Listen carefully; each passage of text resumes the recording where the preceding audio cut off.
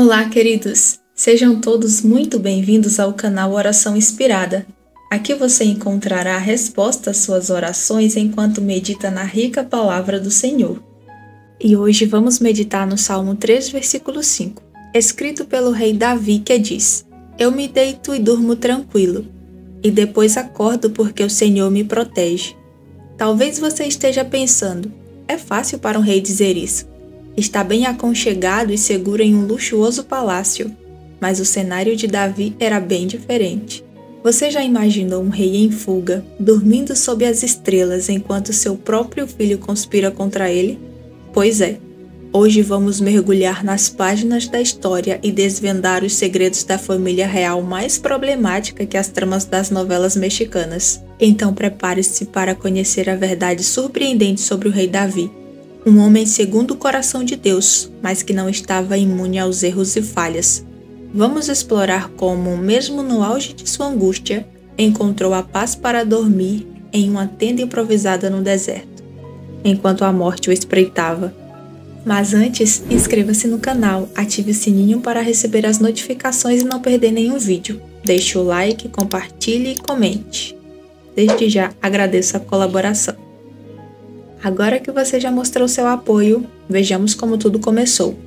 Davi estava no auge do seu reinado. Tinha sucesso em suas operações militares e vinha de uma sequência de vitórias. O exército era bem treinado, composto por guerreiros valentes, e sua posição como rei de Israel estava bem segura. Davi ficou despreocupado e confiante. Como já não tinha a obrigação de acompanhar seu exército em sua próxima missão, resolveu ficar em seu palácio em Jerusalém enquanto os soldados batalhavam.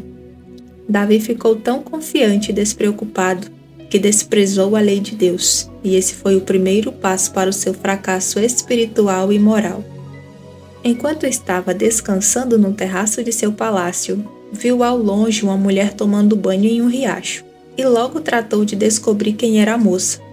Lhe informaram que era Betseba, esposa de Urias, seu soldado. Ele não se importou com isso e adulterou com ela. Depois de algum tempo, Betseba mandou informar que estava grávida.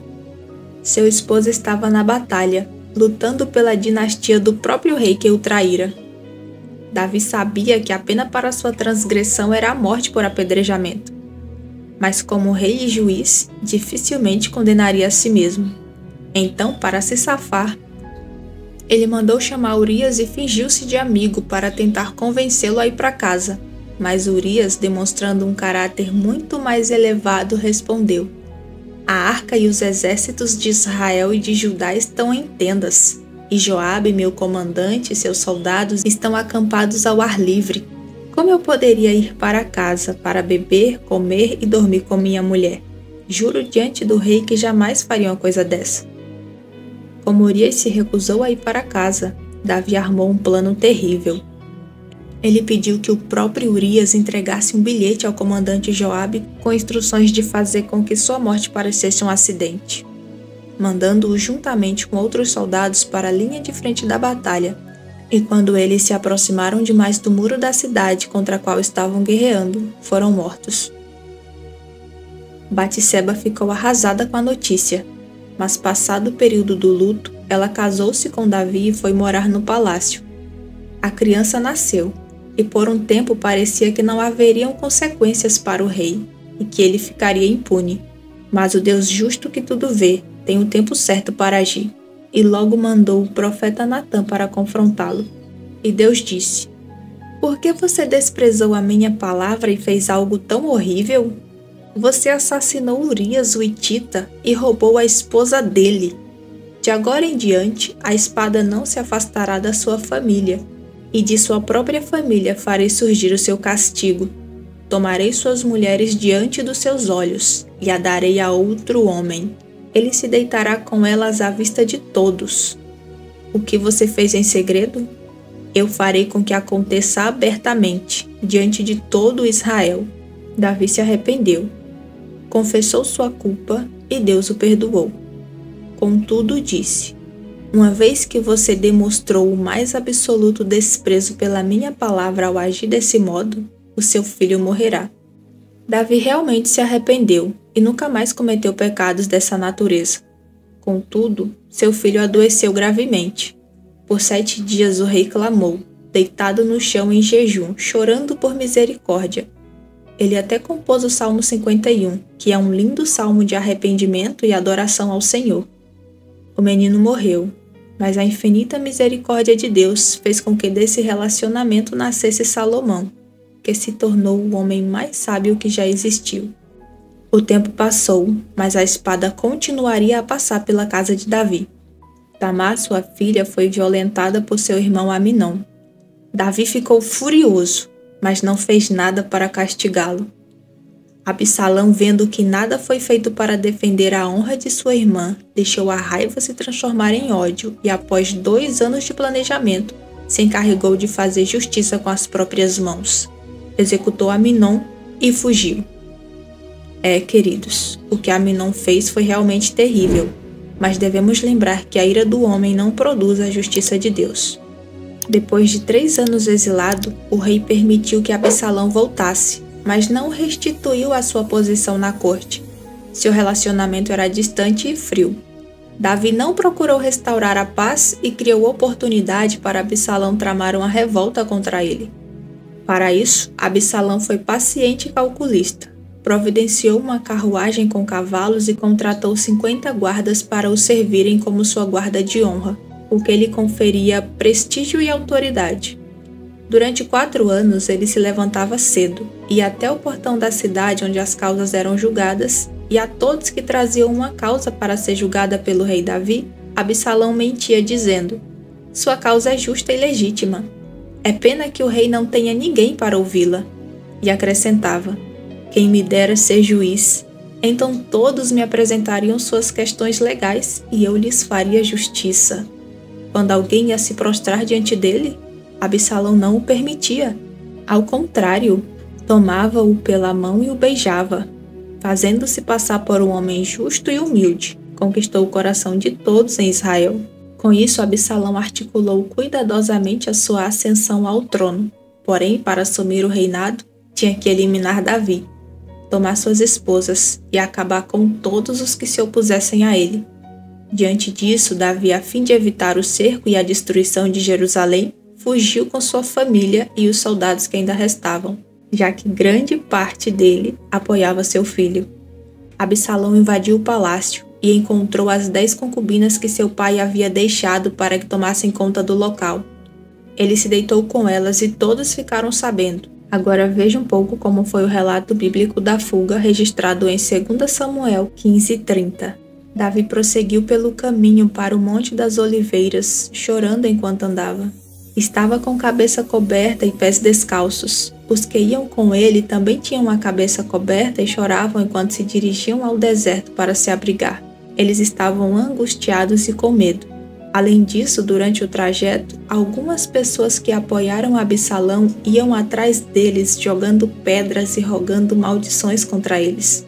Davi não deixou que seus valentes guerreiros reagissem, pois, como sabia que estava colhendo o que plantou, se mostrou humilde e clamou pela misericórdia divina.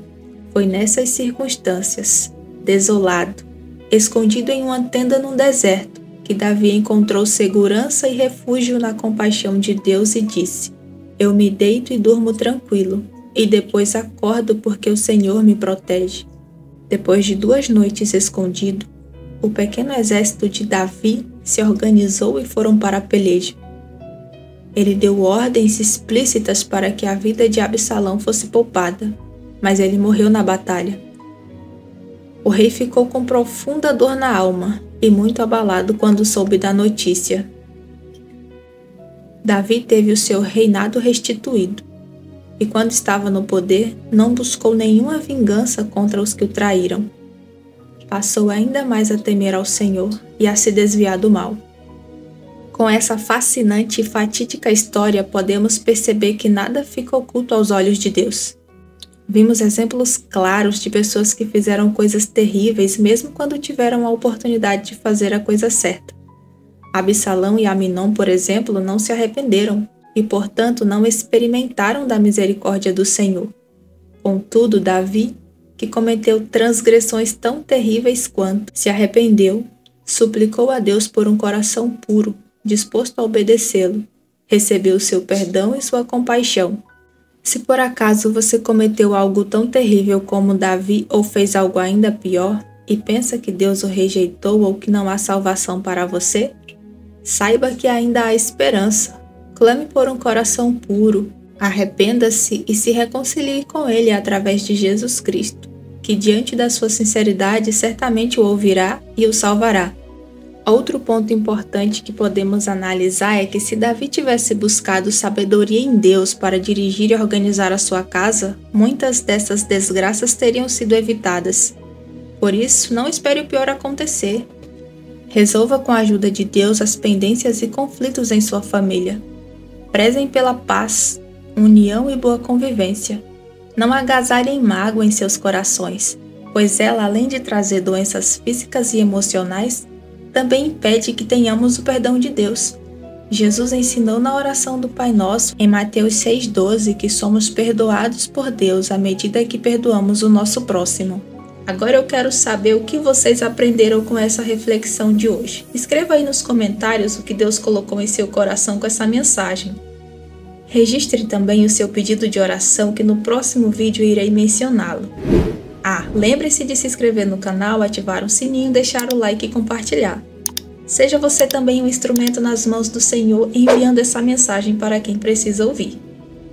E aí, já registrou seu pedido de oração? Então oremos. Senhor Deus Todo-Poderoso, graças te damos por mais um dia em que experimentamos a sua infinita graça e fidelidade. Agradecemos também pelos teus livramentos e provisões, por sempre estar conosco e jamais desistir de nós. Nesse momento pedimos que nos cubras com teu sangue e envie os teus anjos para que sejamos protegidos de todos os perigos e ataques malignos que se tornam inofensivos diante do teu grandioso poder. Pois como diz a tua palavra, se o Senhor é por nós, quem será contra nós? Também, querido Pai, em nome de Jesus te pedimos que renoves as forças dos que estão cansados por causa das lutas diversas que estão enfrentando.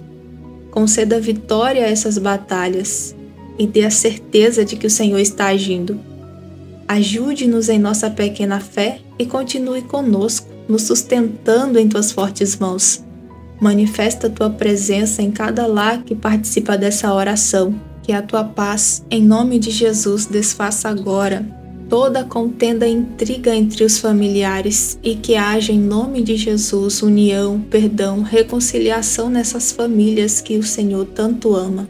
Peço também que nos conceda um sono restaurador para que possamos dormir seguros e em paz, pois confiamos no teu cuidado e proteção.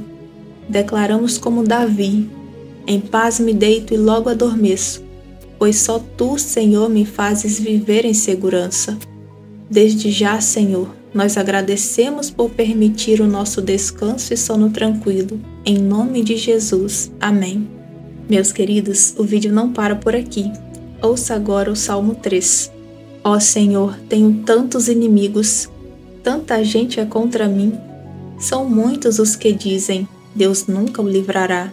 Mas tu, Senhor, és um escudo ao meu redor. És minha glória e mantens minha cabeça erguida. Clamei ao Senhor e Ele me respondeu do seu santo monte. Deitei-me e dormi, acordei em segurança, pois o Senhor me guardava. Não tenho medo de 10.000 inimigos que me cercam de todos os lados. Levanta-te, Senhor, acerta os meus inimigos no queixo e quebra os dentes dos perversos. De ti, Senhor, vem o livramento. Abençoa o teu povo. Obrigada por assistirem, um grande abraço e até a próxima!